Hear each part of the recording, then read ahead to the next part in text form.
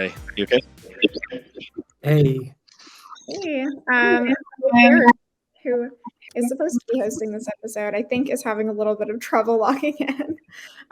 So just trying to fix that on my end.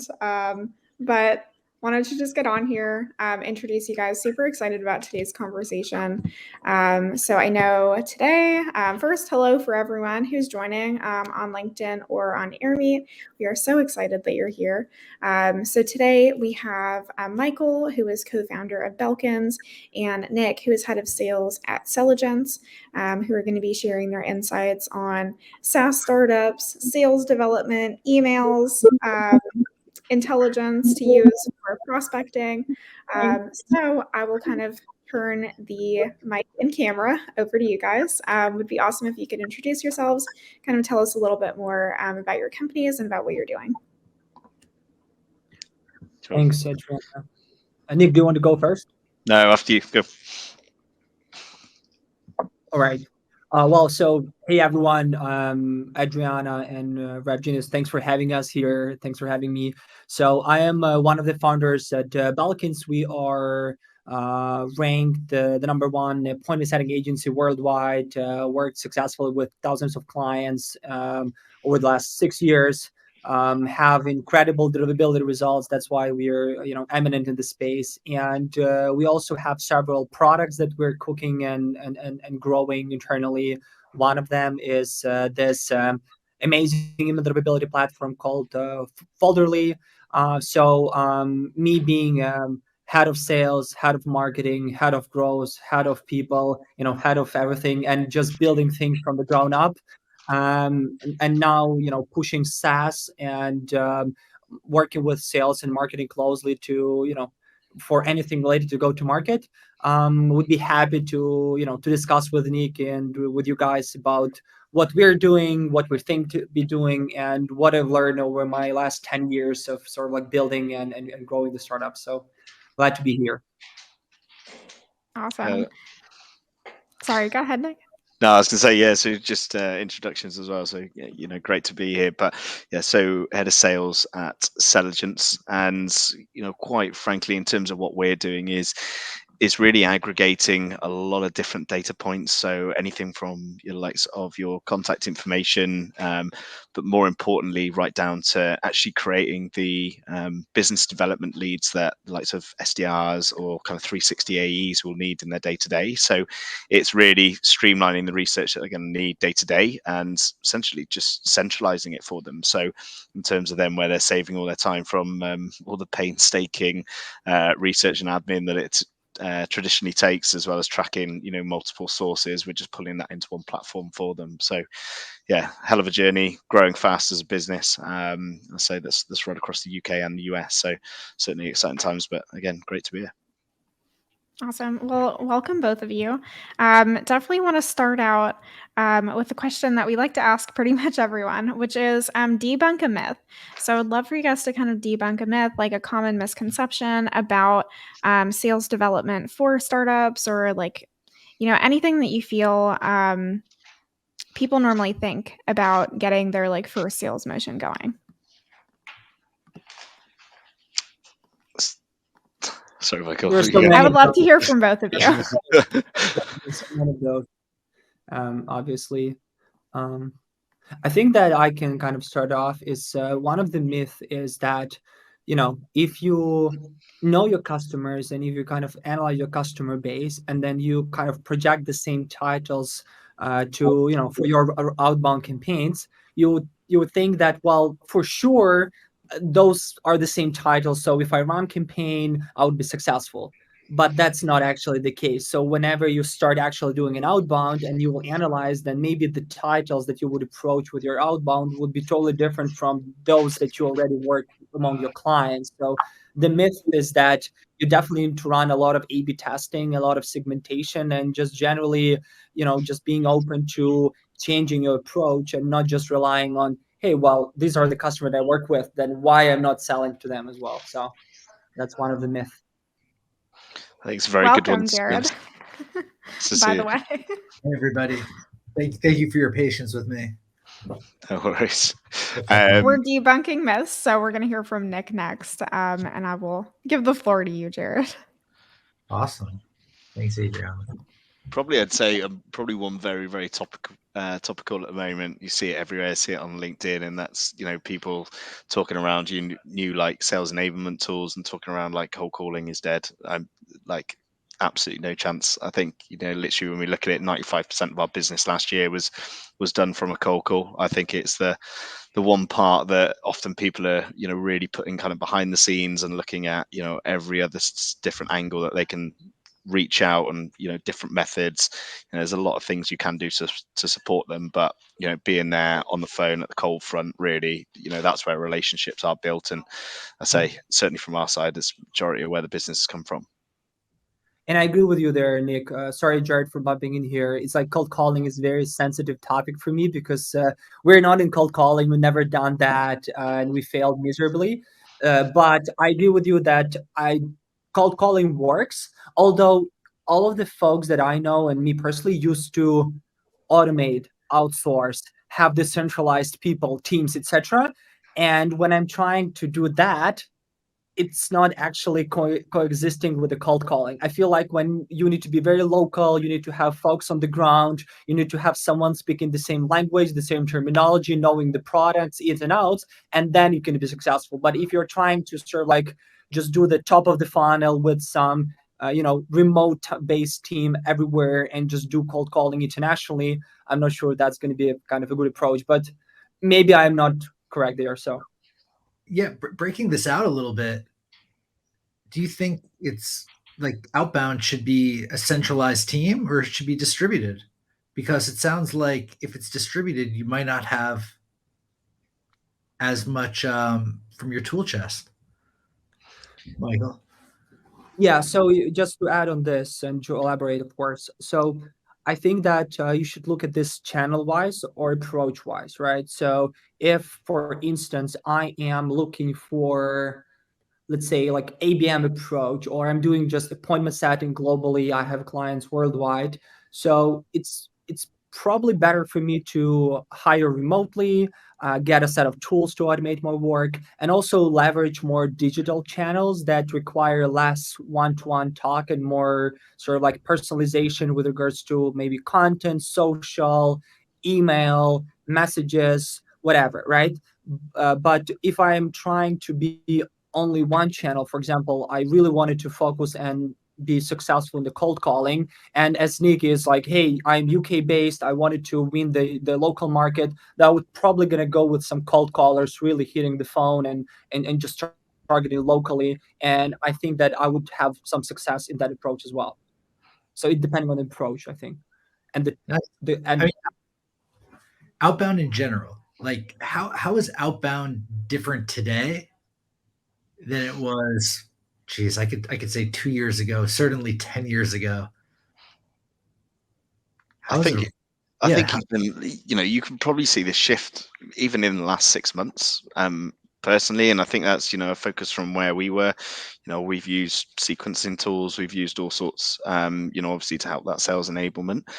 But I say even within the last 6 months, you really start to see that shift. And actually, recently we found huge successes, back on the likes of LinkedIn, and actually, getting in the mix of that, a lot of like personal branding, personal selling, that's taken a big forefront as well in terms of what we're doing. I think whatever you're, selling or whatever your approach, there's not one size fits all. Like you'd be mad to put all your eggs in one basket, but there certainly is an absolute seismic shift in terms of that. I think we've all seen it in terms of the big, it's all down the personalization route when you're reaching out with email and how personal can you get, and there obviously needs to be a focus on that. But I say even the shift in that one small factor within the last couple of months, it's been huge, and I think probably everybody's experienced that. What about you, Michael? My take is that we are going circles. So it's also kind of we started off back in like I don't know 90s or 2000 with like personal brand and people relying on the personal feedback. And then we went into the scalability where you have higher teams and do more calls. And then we went into automation, and then automation is too much. So we're going back to, the one-to-one, and then going back to the personal. So it's sort of like just going circles. So we just need to know the trend and just leveraging what was already yesterday is like it's probably going to be tomorrow, right? So but obviously the omni-channel and doing everything as is of course the right way to go. So if you're missing on something, then probably your competitors are doing that, so you're missing traffic there. So we're doing everything. You know what's interesting? With the advent of so much sales engagement platforms and sales technology tools, it's made doing a lot easier. A lot of good, a lot of bad. It's made doing a lot easier. And I think in the beginning of that period, that was a good thing, right? Because you were coming off of doing manual emails and looking up and say, hey, Nic, more than just where you worked, what your title was, but like looking something of that. And now you had a way to scale that. Well, we're half a dozen years into that now, right? So like people, so that person doesn't exist anymore, right? Like the salesperson pre-sales engagement, and then the one with it in their hands. This person now has grown up in sales engagement platforms. They've grown up in this. So it's a whole different, and I just put that together as I was thinking about it. That's why, and you team that with hundreds of companies getting funding, going after the same ICP, and young sellers and all of that. And you get a lot of spam, to be honest. Yeah.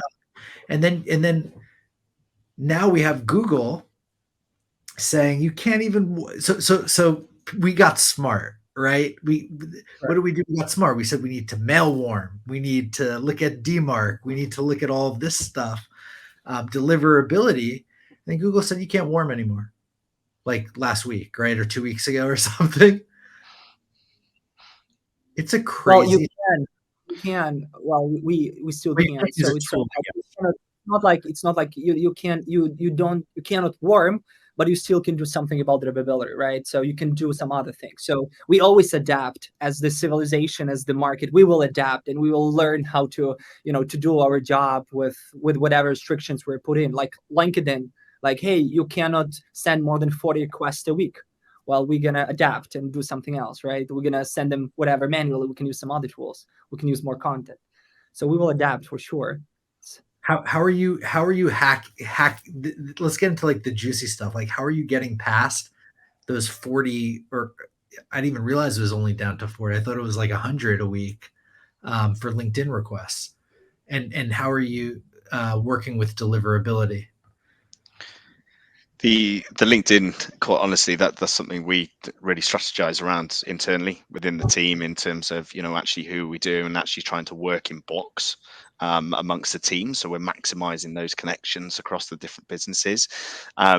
There's a lot of things and obviously restrictions to it in terms of, your response rates on LinkedIn. What's that like? How are you getting that back in terms of in-mails and things you can send as well? There's a lot of other metrics that go behind it. But I think it's, it's the same with anything really. I think, it's working smart and actually, where are you going to get the biggest bang for your buck? So, in terms of, the team, they're within their certain verticals from my side in terms of different ICPs that they're focusing on. And it's about actually, utilizing different connection requests amongst the team to maximize what we can get out of it. And I think, Michael, back to your, point earlier in terms of that transition of what we're seeing, like the evolution of that reach out. I think it was like mid last year, you saw like Salesforce announcing a partnership with Meta. What's coming next, and that's your WhatsApp inbox getting absolutely flooded with sales outreach. There's bound to be the next flow with that, and I'm sure it's going to go way beyond that as well. Yeah, I think so. Oh, go on, Michael. You want to add? So there were two questions: one about LinkedIn and one about the deliverability, right? And like how you still can do that. So I think that what happened on the market where there were a bunch of tools, especially in the engagement space, that released their warm-up feature as the part of their main core platform to help users to warm up. And they did that with direct all out from Google and some other thing, because they already had a bunch of those integrations in place. But then what Google did, they were like, well, but that's not actually it. So you cannot do the warm up with all of this integration. So either you gave up on all integrations or you do the warm up. And because it's not the main business for those folks, because the warm up is just a feature, they dropped all the warm up because they don't want to lose the direct OAuth and some other integration with Google to be able to directly sync with your inbox, right? We at Folderly, the observability and the platform is the main business. So it means that we don't have the outreach. So it means that we don't need to drop anything. So when we started working with Google and other platforms, we had a different type of integrations. We have a different type of relationships and different type of a more technical level platform that is around DNS, blacklist, inbox placement, template analytics, etc., etc. So when Google released that no go for the warm up, well, for us it was still fine because we don't have a warm up as other companies have the simple one. We have a more advanced like 2077 sort of like type thing. So that's fine. But so you still can do it. It's just it's not as simple as all of those folks had in their core platform, because they thought that, well, we just kind of write one code, connect a bunch of inboxes, get the emails floating back and forth between them, and that's it. Well, that's not how the true warm-up works, right? So, and I'm happy. And actually, I've been to one of the webinars that you guys did talking about this. So you probably can go to RevGenius, the YouTube, and I spoke about that. But yeah, I can get in detail for hours talking about this, so I don't need to take the space here. Yeah, such a critical component. Like, do you think, sales engagement platforms are even necessary now, or are they still? Is it like is that a crazy question? There's always going to be a blend. I think that that's always important. There's not like you can't cut one thing out and just wholly rely on something else. Do I think the reliability on those is dropping? Definitely. Like it's certainly speaking for us as well. I said I don't think they're ever going to something you're going to see that you just park ways with and they're never going to make a way back into your tech stack or do anything. They still have to remain. But yeah, I think even looking at ourselves in terms of like the response rates and things like that, they have dropped dramatically, and it's not as much as it is still focused, and we want to keep that going. We found better methods of outreach where we're having way better success, and it probably goes back to your point earlier, Michael. It's like you're constantly adapting in this market, and it is going round and round in that circle. And again, along with the trends, how are new things happening? How do you then stand out from the crowd compared to what everybody else is doing in the market? I think that's the real transition we're seeing at the moment. I'm sure you're both the same. You come in the morning, my inbox is absolutely flooded. Do I read many of them? No, is the honest answer. And it's, what other methods can you take to really stand out from the crowd? Yeah, and you don't even have time to read like people that say that they want to close a deal with you. Like there's so little time. I'm a massive advocate, and if you're doing a deal with somebody and you can't get on texting terms with them, you're probably at a losing game. Like, you need to be able to go back and forth at quick succession, get them coming back to you. That's the main way that you'll do a deal at the moment, and that's huge success what we're finding. I like that, and even Slack Connect, right? Like, because understood that it might not get there, but like a synchronous conversation is needed. What were you going to say, Michael? If you mentioned Slack, if someone gonna flood my Slack, I'm gonna kill that person or that company. Honestly, yes. I think that Slack is the most secret place that I have right now, that I feel like if the people gonna Slack me, I would need to read that. Even my messages from my phone is gonna be a junk box, but not Slack. Slack is sort of like a secretal place for the meaningful conversation, I feel like, for me personally. 1,000%. So I don't think Slack should be used for outbound. I want to make that clear, like in the least. I'm just saying, like, when you're on the 1 yard line, like if you received an agreement with somebody and they set up a Slack Connect in anticipation of onboarding you, even if the agreement isn't yet signed, you could communicate back and forth faster and build that relationship. And I think that's what Nick was referring to too with text. Yeah, that's a great point. Yeah, so I wanted to add on a few points about. There are so many things going on here. So obviously, when you mentioned about like cutting off some features and sort of like just, I think that what's happening, and that was my personal challenge, is that whenever you release a core feature, users in SaaS always want more additional features that are complementary for the same price point. So it means that they always want to expand but not paying more. So they require that. So we always struggle at Folderly. Can you guys add outreach? Can you add the lead research? Can you add the bounce checker, whatever? They always ask for more for the same price point. So you always are tackling between, do I want to be focused and really be an email deliverability platform, or do I want to be all-in-one engagement platform where it can have everything? And I think a lot of SaaS in MarTech and SalesTech are always battling about like that decision, I feel like. Well, I'm still waiting for Folderly in particular to become a sales engagement platform, but that's just knowing exactly what you do. Why plug in with others? Just do it yourself. And then that's your PLG like Apollo. That's a separate conversation. That's actually slightly go to market. So this is all critical, and everybody that's watching, like, and will watch, this is super important, the technicalities behind deliverability and getting there. But I happen to think one of the most overlooked things in general is like really understanding not just your ICP, but understanding like your perfect ICP. And what I mean, the difference is an ICP is something static. Like, hey, we work with companies in the USA that are this revenue, that have this many employees, that have this technology in.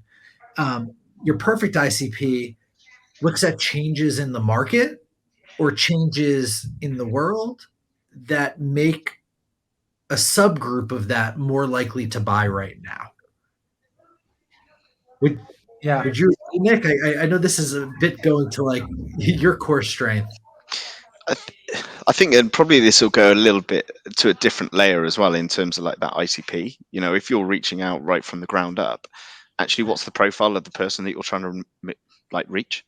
Like, you know, and while I'm talking around that, I'm talking like, you know, different generations of people.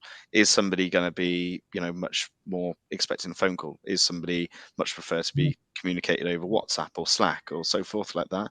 Like, I think it really comes down to that level as well in terms of that level of engagement. And again, like the deliverability in terms of, are they going to answer or even open the message? And it's kind of going a level deeper, but I think it's an important part really into like today's society and the real broadness in terms of who we're trying to reach there.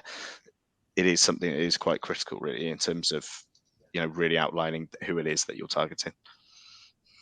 So my team obviously have been doing this outbound campaigns and ICPs for like, I think we've done over like 10,000 different ICPs and different types of campaigns for different companies. So a lot of them. And you always start with some basic, as you said, Jared, like the location, the size, the type of or titles, whatever.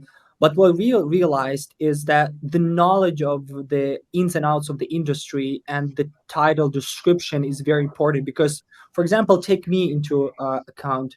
I am, can you hear me all right? Okay. So I was saying that, let's take me into account. I am on LinkedIn, I put as a managing partner. So essentially I can be responsible for a bunch of things in my company, and I am not receiving any cold emails. Can you imagine this? No one is trying to sell me anything. No CRM, no marketing automation, nothing. And the reason is that they don't understand my role. They don't understand what I'm responsible for in my industry. They don't have an example, right? So, and I can be a low-hanging fruit for them because my partner, Vlad, who is our CEO, he receives thousands of emails with some offers, but I don't. So I can be an easy win for some folks, even though we are equally responsible for the success of our business. So the question is like, why don't you sell me, for example? And I just receive a bunch of newsletters every day that are just archived, right? There's no conversation going. So what my team is trying to achieve right now, we're trying to collect a certain knowledge base of different industries, different size of organizations, different titles, and break them down as detailed as we can, and then understand the pain points and the challenges of each title, and really address those pain points with our messaging or with our emails or phone calls, and not trying to be generalized. And I think that this is the key to it's like this is one of the way to adapt, right? Like, don't stop doing this, but right, really adapt. And when we think about, hey, personalization, it's not about creating a joke for every folk or something, right? What you can do is like really just understand who you're talking to, as Nic, right? From the gender, from the age, from whatever standpoint, and just really have the conversation that is, that is native for them in a way, right? So this is probably like the big part as well, in something like we're seeing, and essentially kind of what our product does to a degree. But the amount of research in terms of like somebody reaching out on the cold front has probably like really dropped off. Probably of recent times. So, being able to actually understand, what's the transition that business has gone through, perhaps what's on the horizon, that's ultimately where you're going to start to pinpoint these new opportunities, especially if, and this pretty great example of conversation I had today, a business, they're looking to track organizations where they're opening new offices abroad because, they're dealing with in reg tech. There's obviously huge other implications that it needs to then bring into that space. So actually being able to like centralize that research, but understand and say, okay, well, this is the growth they experienced last year. They've hired this person into another region in Europe, and now they've announced there's a new office. Suddenly you've actually got a bit of a conversation starter with knowledge behind you to actually engage and understand exactly why it is you're approaching that person, rather than just on the cold front, pick up the phone and try and do your best as you can. And you always, when you do this, people start always reinventing the wheel. So it's like, how do I do? Where do I start? How do that? And they just starting making mistakes instead of like really learning. And I feel like doing a bit of more research. Let me give an example. Like we've last month we released this state of the outbound report, like a 200-page report about 10 key industries with all the insights of the outbound from them, like who to message, how to message, what pain points, what are the challenges, etc. So you just take that data, implement that into your marketing or into your sales, and here you go. You have learnings from thousands of the people. But instead of reading something and keeping your eyes open for things that are happening and just getting the information, what people are trying to do, they're trying to automate, they're trying to whatever, just figure out and brainstorm and do something instead of learning. So I think that modern sales teams and marketing teams should be not just focusing on actually doing, but also always learning and not learning in a way, not just trends. Like, we have like a video message on LinkedIn, and then everyone is doing the video message, and it's like no one is opening that. But instead of just looking for the trend, try to learn from the insights of the people that have done that before, and just really have that incorporate. So I think that in my sales team, well, my co-founder does that, but we have a person or a few people that always are looking and sharing for the insights, for trends, for information. So we're cultivating sort of like from the inside the knowledge sharing to make smart decisions and not just the decision, if you know what I'm saying. So yeah, we got a comment here, and it's funny, Michael, if you're following what's being said for the last few weeks on social media, you're probably too late. I'm going to just put that out there. And this goes into Arbin, who's like, with all this technology, he got some emailing, how to stand out in inbox, quality versus quantity. So quantity only works when you're relevant at scale.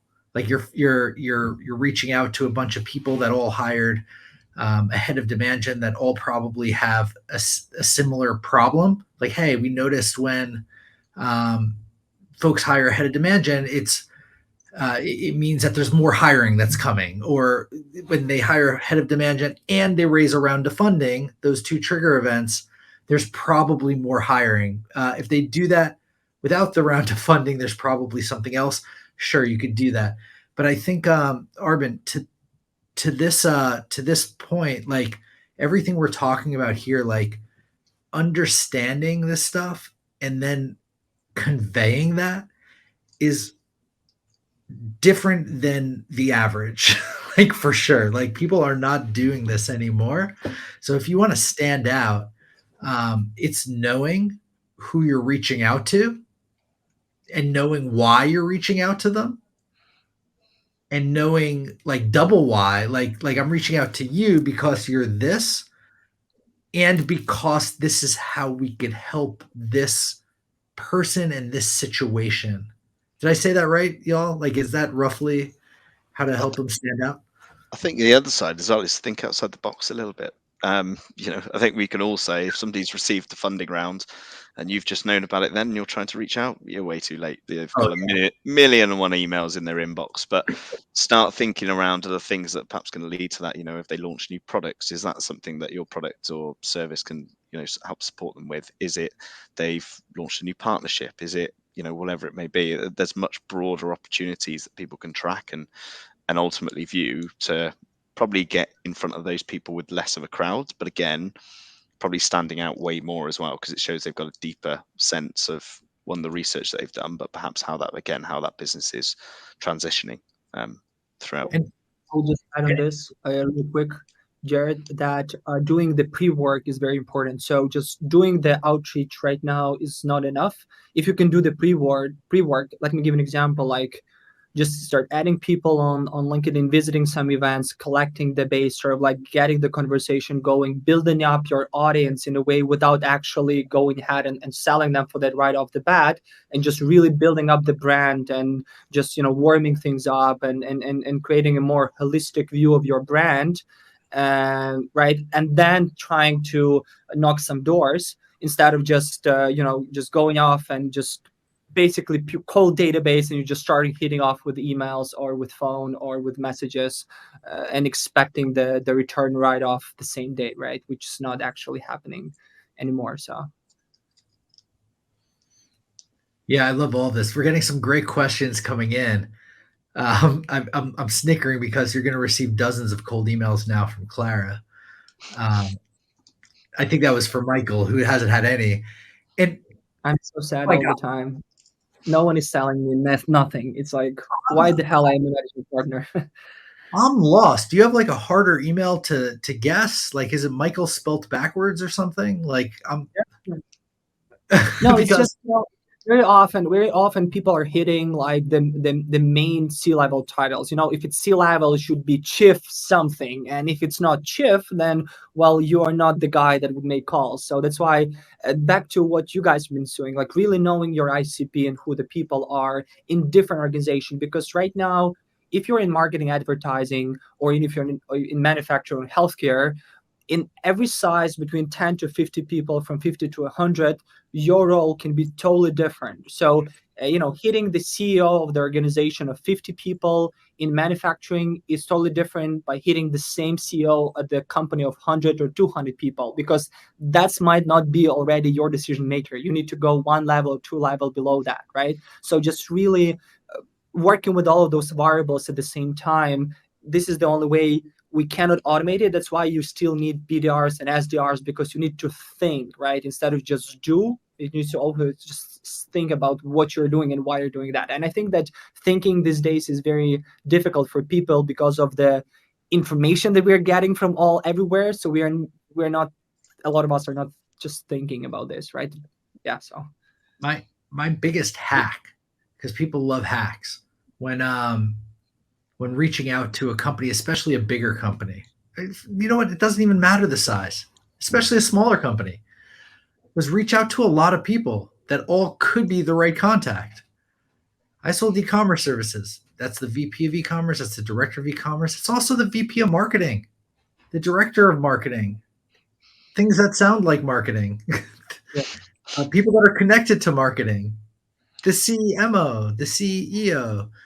And I was able to get into a lot of big doors, so to speak, because of that. Like just limiting to, I bet we take it for granted. I bet people aren't reaching out to enough people in all ways, right? Like I bet they're like, I know it's the VP or whatever. I'm told only. You know what I did? You know what I did, Jared? So I took two titles that are like head, VP, director, whatever. I reached out to them, they didn't answer. And I went up chain and say, listen, I just talked to or reached out to Jared and Nic, head and director. They didn't answer. They didn't answer because they whatever. Mike, help me out here. So I just point out the names, point out the people, I just referencing like, and then the subject is like, why Jared and Nic are not answering my emails. If I receive email like that, I would go ahead, open that email. If it's relevant, I would say, you know what? I appreciate you reaching out. You got my attention. Here's what we're gonna do next. So I think probably on the other side as well is actually, you're often always thinking, I need to go to the top. I need to go to the top to make my way in. Sometimes start at the bottom, start right at the ground level. What are you struggling with? What is absolutely driving you up the wall from day to day? Then go to the top and say, I know what is going to solve a lot of your problems from below, if you've got obviously the solution to solve it. And I think often that's one that's really forgotten about, because they're the people that I say are on ground level that are experiencing those problems. So if you can help solve that, create some better efficiency, more outbound activity, whatever that may be, ultimately that's probably where you want to start as well. Yeah, spot on. I got a question I empathize with here, because it's coming from a services agency. We all know outbound for services, it's just a little harder, right? Because it's harder to differentiate. Everybody does this, right? So right. Cold mailing for a software development agency. We've received mediocre ones, I'm sure of it. But we found all of our clients through cold mailing, but last year things changed and they weren't able to generate that many leads. The open rate and click rates are still high. Messages are highly personalized, right amount of follow-ups, but 80% drop in responses. What do you think about this case study or this question? Again, this is very dependent on if you have, but ultimately it's almost creating for that person that reach out where perhaps they're missing out with some other work and other improvements you've made to somebody who perhaps is a competitor to theirs in the same field. You need to bring some relevance in terms of, and again, some accreditation to a degree in terms of what you're doing, and put your money where your mouth is in terms of this is, how we've helped out competitors of yours. You don't want to be the ones left behind. That would probably be my biggest, but I say that's very dependent on terms of who you've worked with and where. I think that knowing and working with software development clients myself, I feel like very often in that specific industry, the difference in performance is also in the change of the market. Like sometimes the JavaScript is on the high and there's people are hiring JavaScript developers. So when you're selling JavaScript developers, like you just buying as like a hot dogs. But sometimes when Python is on the high, so you cannot sell it because there are too many JavaScript developers. So in a way, you always also need to look at where the market is in terms of the actual like need of your solution. And if you don't want to be dependent on the market, then you need to expand your expertise in a different way, like being very niche, like a niche industry or like a niche sub industry. So you can be in healthcare, or you can be in biotech, AI based whatever in Germany and work with government, right? And then you're probably going to have the same results, because it's not the market, it's the offering that is very exclusive. So I think that even in service, you can also work on expanding your offering, because usually people work on making more money, but rather than also developing the product or developing the service in a way that it's more granular, more kind of cut in stone, you know what I'm saying? So and you could have outbound to this to understand, right? Because these are assumptions. You need to get to an answer. So one way, if you have opens, deliverability, everything the right, but the responses are not there, change your messaging, test it, right? Personalized, great. Maybe it's not being personalized the right way. Maybe it's not relevant, etc. If you're, and I just thought of this isn't something I do, but like if you're really that up a creek, reach out to everybody that's opened your email multiple times and be like, hey, I've seen you open it multiple times. I honestly need feedback. Do you not develop in this script that we offer, like as we're building our product? Um, are budgets dry, or is timing just off? And see if you can't get some feedback there to help you, and maybe even say, hey, like, it might not be a fit, but I need to learn, um, and go from that angle. So I think, what's cool about services is it is so hard, but everybody is doing the same mediocre outreach. So there's room to be creative there, which is kind of exciting. One of the insights maybe for folks that are currently have a software development shop but building their sales team right now, maybe tuning into this, because the nature of the business, I love sort of like talking businesses because I'm like passionate about building stuff and just generally, like the tech and startup and services.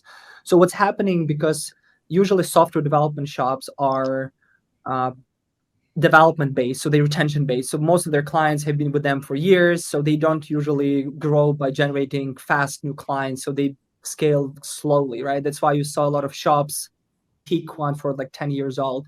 So usually those folks, they are hiring and laying off people quickly in sales and marketing because they feel that the engineering is the main engine of the business and marketing and sales is just a support team that you can change. And because of that, their sales team is not learning and it's not an IP for them. So that's why every time the new sales and marketing people come in on board, they make very similar mistakes. That's why it's not scaling, not working. So try to treat your sales and marketing team as the main part of the growing engine of the business, not just the engineering. And then you will have people staying in for years and then optimizing and A/B testing, as just Jared mentioned, and learning from it. And then at some point, they will build the system where they can be adaptive quickly and they will be able to react on the shortings of their performance quicker. So to make the right decisions, it will take them less iterations, basically. And so this is just for that industry because I kind of have been on the both sides of it, so I can speak to that. Is the ultimate hack just alignment of the whole team? Like, let's be real. Let's be really real here. Because so often sales on a pedestal is put on an island, especially early. Nobody could tell me early with a team of under 20 that you're aligned halfway to perfect. You're hiring salespeople. Maybe you're better than most in giving them a goal, and you're saying hit it, and they're saying I need collateral, I need marketing. They're not saying what they need for marketing. I remember, I need marketing. Maybe that's ad spend. Maybe that's something. I need leads. Like, is that really what it all comes down to? Like, to become a bullet, or I'm sorry, like a missile? Everything's got to be aligned. It's as simple as that. Anything from simple as messaging, in terms of how are you portraying sales in the market? What are others and how are they speaking about, the business on things like social media? Is that message consistent? It's right down from the top. I think, if you'd be liar in sales, you're never going to sit there. Everybody always wants something extra to help them with the process, but it's 100%. It comes down to absolute pure alignment, right through from product through to, or the service you're offering, right through to marketing, sales, everything in between. What do you think about this statement? Most sales orgs, most companies, I should say, not sales orgs, most companies don't understand fully the actual problem that they're solving. Definitely. I think because it's tough to understand because neither the service provider or the solution provider nor the customer understands their problem, right? So usually you're just guessing kind of very often because there are so many people involved in the process. So for some, this is the problem. For some other, this is the problem. And not many organizations have the centralized goals for their company. Like, what is my goal for the next year? Like what I'm doing, what I'm pursuing, and communicating that across the board. People are just sort of like having concept and they're trying to work with them, but not really, just kind of aligning with them. And to your point, Jared, about misalignment of the sales and marketing and success team and generally. And I feel like, and I didn't appreciate this role before, but when I started doing a chief revenue officer or sort of people that aligns all of those teams together and just kind of talks through, hey, this is what we all are doing because this and this and this that works for all of us, and then communicate and incorporating that learnings into the whole process. This is wow, this is like people starts actually knowing like, oh, this is what's happening and this is why we're doing that. Whereas you have head of marketing, head of sales, head of customer success, and all those folks have different their own goals to make marketing successful, to make sales successful, to make success successful, right? But not actually making the whole organization successful in a way.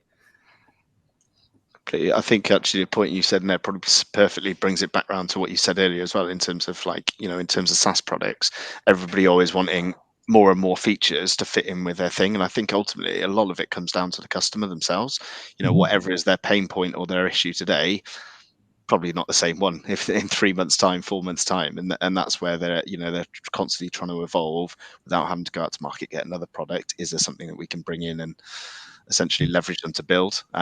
Because I don't think any business sits there with the same issue for even 12 months. It's constantly evolving. It's super interesting because there's levels to it, right? Like it's you understanding the general problems that your product solves. It's you conveying that to somebody, assuming that they understand the problems that they actually have as well. I just want to bring that aspect in because their ego or knowledge or whatever might not put that to play together. So it needs to be the perfect storm. All we could do is try our best in doing what we can control. Yeah, and that you also need to put some work into solution. So it's like very often right now what we want is like, well, I have this product, I want this product to work quickly, one click on the bottom, it should work, it should deliver the results. But that's not how it works, right? So like when a lot of people approach Folderly, like as an example, and they want, hey, well, I want to make sure that Folderly fixes my email spam, whatever, but they don't want to put work into their email marketing or email sequencing or their lists to make sure that their lists are clean, or into their technology or their product. So they're trying just to get a quick fix. But right now, when you really wanted a powerful solution or a powerful product, you need to know how to operate the product, how to work other things, working and integrating with that product, and how to integrate in that solution. That's why not many folks are appreciating the onboarding and integration. Again, I'm not like promoting that product, but a lot of folks that are in agency business, they don't have a customer relationship platform to help to work with customers, not with leads, not with deals like with HubSpot, but with customers. And we've integrated Plant Hat as our customer management platform. And the integration and onboarding process took us 5 months, when we work every week with their representative going through integrating, and now it's a powerful solution. But it was instead of that part, we won't be able to solve our problem. So I think that really intact right now, having that integration period and alignment with all the stakeholders and teams is very important, not just the features or the effectiveness of the tool, right? Like having a folder or having other product in there not would be enough. So I just get a note texted to me here that Outreach launched an AI email assistant today. We have more tools helping more people. I don't know if it's their version of Lavender or something. Could be. I need to read the full article, but this is a big deal, right? Like getting outbound right. Now, what KPIs are the most important for teams to look at in regards to managing outbound to be successful? I think certainly from our side, and first and foremost, I think it's about face time with your customers. You're not going to sell to every single customer, but it's about your brand's getting more and more known within the market, and that's something we really focus on. So in terms of what's most important to us, it's about how many demos are we completing, and we work everything else back from that. So that will then go back into very, very like individual metrics per individual for outbound. So how many dials does that take, how many LinkedIn messages, all the rest of it. But the first and foremost where it starts is what demos are they actually conducting and getting that face time with customers. For me is quite recently for me, the deal scoring has been very important. It's like where you can generate X number of conversations, but what quality of those conversations are those? So we start scoring a lot, and we've realized that now you can see the quality of the conversation, of the appointment, uh, connected to a source of it. So then you can see at the scale, analyzing different channels and different approaches, where do you get the most meaningful and quality conversations from, and then how those conversations then are turning into paid customers, and then reverting back to what you're spending and then scaling that. Because we've last year we've been growing a lot, and we've been generating so many conversations, but the sales team wasn't closing enough, and we're like, okay, well, what's happening? Is the sales team is not doing good or whatever? And then we analyzed that there were so many not meaningful conversation being driven from some channels that we shouldn't be doing. So, and again, it's because we start measuring and doing the qualification on the business development end. So, which was a surprise to me, but it worked well. So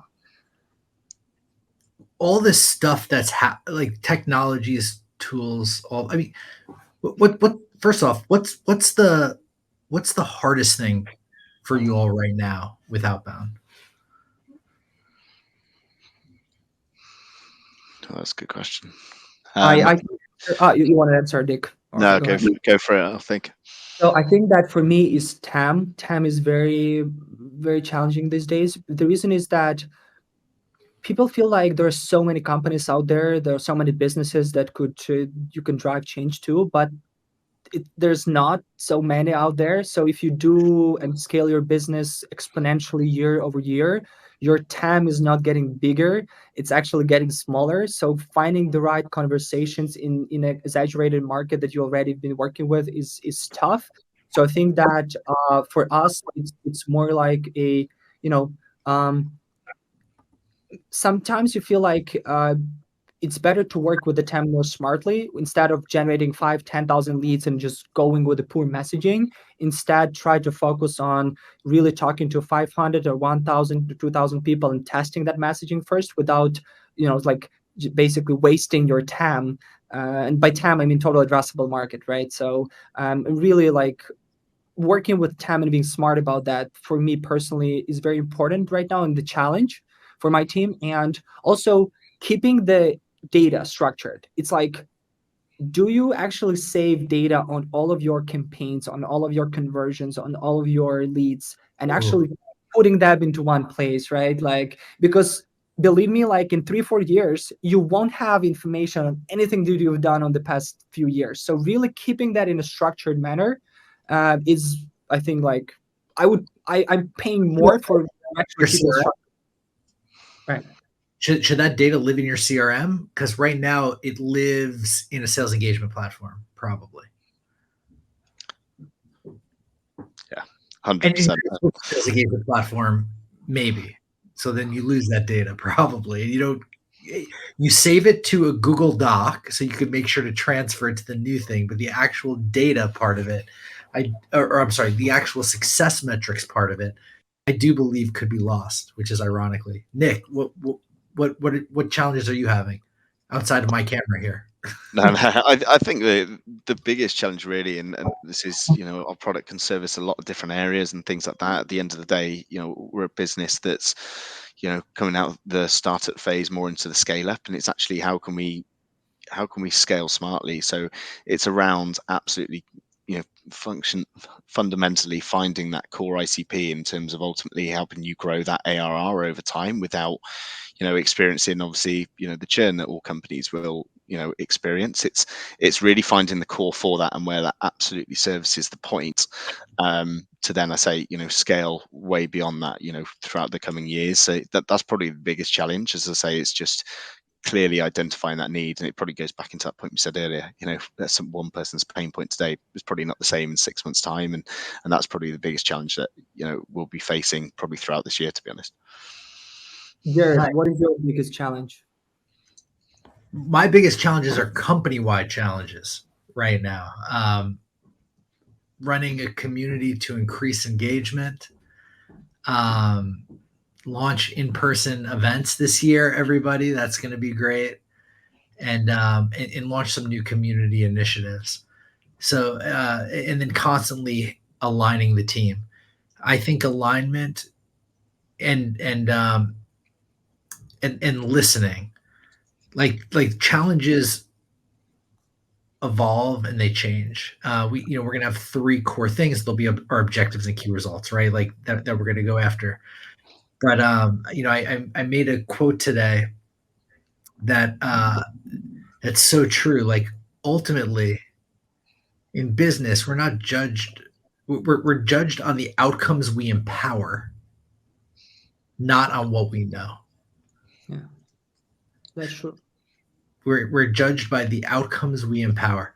You have the smartest person that makes a company go under, and you could have a mediocre, smart person that just has a way to get the most out of their people. That person wins. Always. Always. In closing, what excites you all the most about the future, though?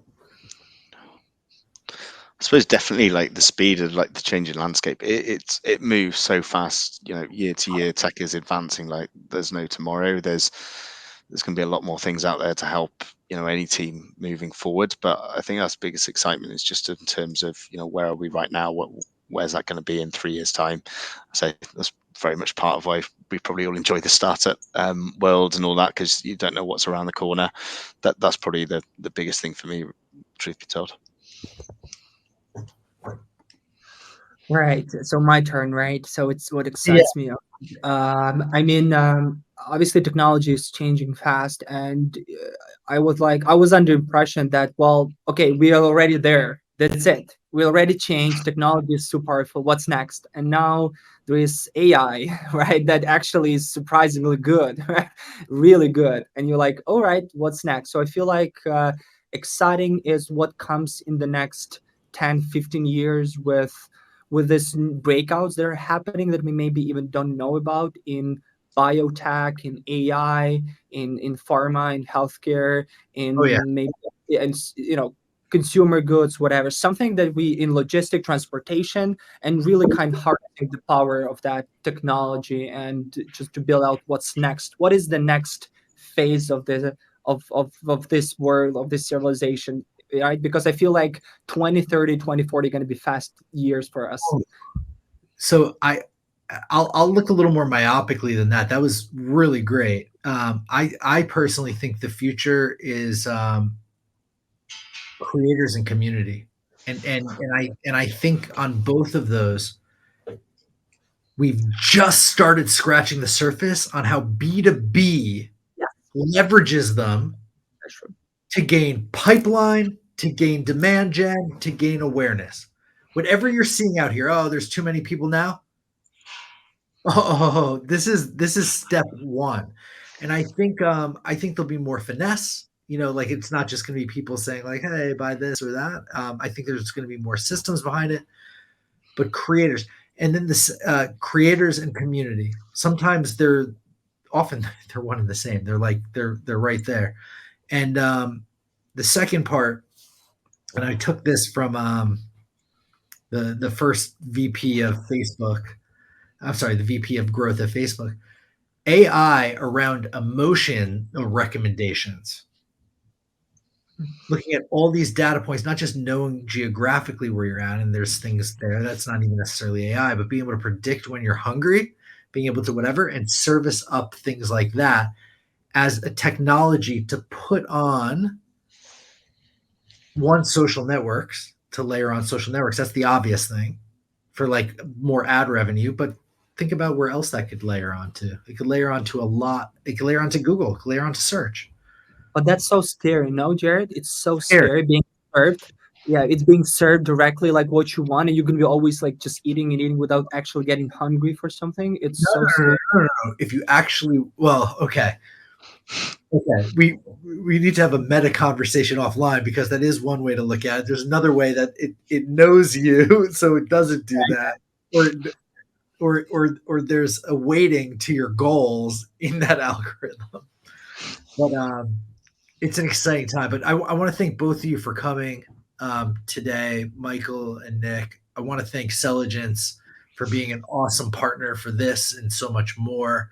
Folderly as well for being an awesome partner as well. But this being hosted by Selligence.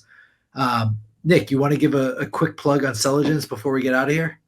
Yeah, well, might as well. But yeah, if you're looking to get rid of all your research and admin from any SDRs, any BDRs out there, I say help yourself become a bit more creative in your outreach. Then yeah, hit me up. Let's do this again, everybody. Thank you all for your time. This has been rad. There's some questions that have gone unanswered. Do you all have 2 minutes left? Can you go over a couple? One question I see here is, do you believe engagement between rep and prospects varies greatly based on the industry? Or is this a myth we tell ourselves? Ooh, I kind of like that. Yeah, just try to sell into the security space. Yeah. Yeah, it definitely does. I probably, in terms of that, can I give a really in-depth answer on that? Probably not. But yeah, everybody's got different interests. Everybody's got, their own knowledge base at, and let's be honest, that's why different people work in different organizations. They've got a deeper breadth of information behind them. So yeah, it 100% does, but that ultimately comes down to understanding again who it is that you're actually going into, understanding the market that they're dealing in, what's the problem that they're trying to solve. Then you can start to position, start to understand in terms of what your outreach needs to look like. And just to add on this, Nic, and also approach and channel, right? So it's like sometimes you feel like, well, going after a certain industry with email or phone or social is not the right approach, because that industry is completely off with another world, right? So it probably needs some handshakes or some events or some other thing, right? So just really testing and see what works, but it would work, right? I personally think that whatever you are creating or selling or trying, it will eventually work. It always works. It's just try it and A/B test and figure out the best way, but it would work. And just believe in yourself, right? It's a weird, it's like television type phrase, but it's actually true, right? Just believe that and just go and do it. So that's it. And we're joined by two leaders in Outbound. Their technologies are spectacular, whether it's deliverability or research, and so hyped to have you all and to learn from you and with you. Thank you for your time. Thank you, Jared. Nice to meet you. Take care.